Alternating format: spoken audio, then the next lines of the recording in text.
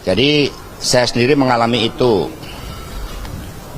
Jadi ketika saat itu saya sedang nyekar di makam Bung Karno Blitar, tiba-tiba muncul berita salah satu menteri yang mengatakan berdasarkan big datanya, itu ada cukup banyak yang mendorong perpanjangan jabatan atau 3 periode. Sebelumnya saya bertemu dengan menteri tersebut dan dikonfirmasi bahwa sikap-sikap ketua umum beberapa partai yang menyuarakan itu saat itu dikatakan ya sebagai permintaan Pak Lurah.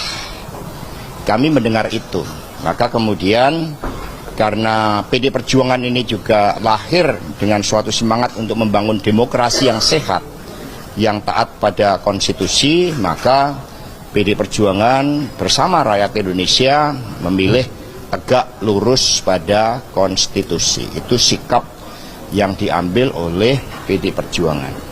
Jadi berbagai upaya yang dilakukan oleh beberapa ketua umum saat itu yang saya dapat informasinya, ini bisa di cross check, saya pertanggungjawabkan secara politik, hukum dan juga di hadapan Tuhan Yang Maha Kuasa, di hadapan rakyat Indonesia, bahwa itu memang ada. Pak, kalau kemarin katanya saya tidak ini sama presiden. Lo enaknya lo dia ngomong kayak gitu. Lo saya sama presiden ya baik-baik aja. Emangnya kenapa? Hanya karena saya dikatakan, karena saya tidak mau ketika diminta 3 periode, atau karena saya katanya tidak mau perpanjangan. Loh, saya tahu hukum kok. Mana yang ahli hukum angkat tangan? Itu kan ranahnya namanya konstitusi. Ya saya tidak punya hak loh mengatakan boleh apa tidak. Itu kan mesti majelis. Ini saya ulang lagi, tidak pernah yang namanya saya minta perpanjangan atau 3 periode kepada siapapun. Tanyakan saja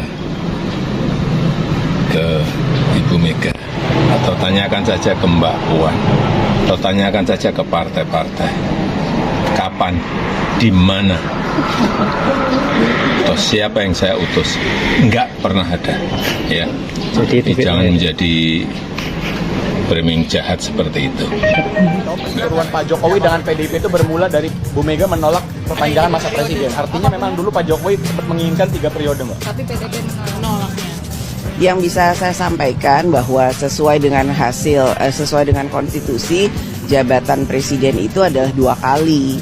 5 kali 2 kali gitu, 10 tahun. Jadi kalau kemudian ada perpanjangan itu mekanismenya dari mana, kemudian seperti apa, kan waktu itu tidak ada mekanisme yang kemudian memungkinkan untuk kita melakukan perpanjangan atau melakukan 3 periode. Tapi benar Presiden Pak Jokowi pernah datang ke Bu Mega untuk meminta hal itu, Mbak? Oh enggak pernah, setahu saya nggak pernah beliau.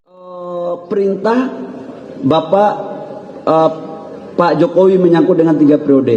Saya ingin mengatakan begini ya, sebelum saya menjadi Ketua Umum Golkar, tolong dicatat baik-baik ya.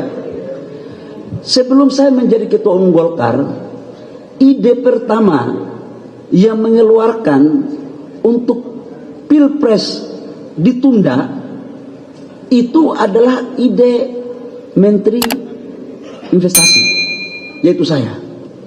Dan saya sudah ngomong berkali-kali, itu ide itu tidak pernah Presiden waktu itu Presiden Pak Jokowi dulu memerintahkan kepada siapapun.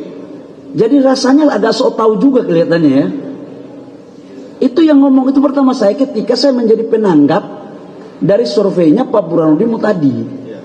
Di situ dikatakan bahwa kalau COVID ini belum berakhir, maka ekonomi kita itu akan semakin dalam pertumbuhannya.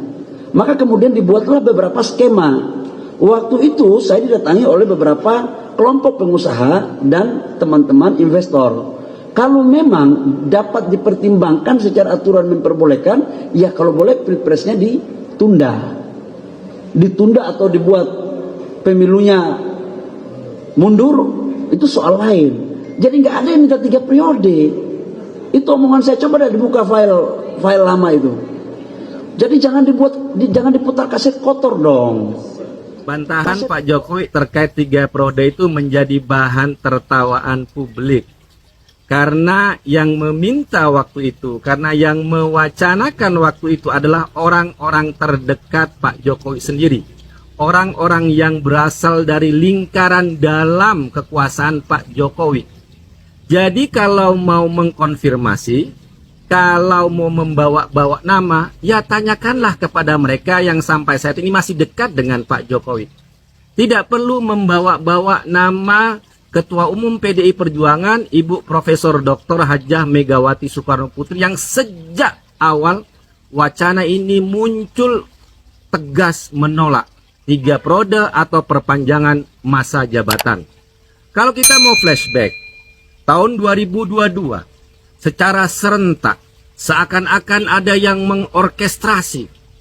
Ketua-ketua umum beberapa partai politik mewacanakan dan meminta 3 periode.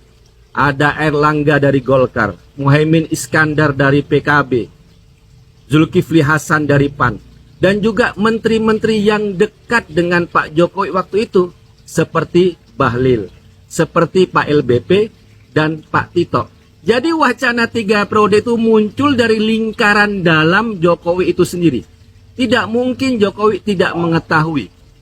Benar, akhir 2019 ada ucapan pernyataan Pak Jokowi, orang yang meminta 3 periode seakan-akan menampar dia, seakan-akan menjerumuskan dia.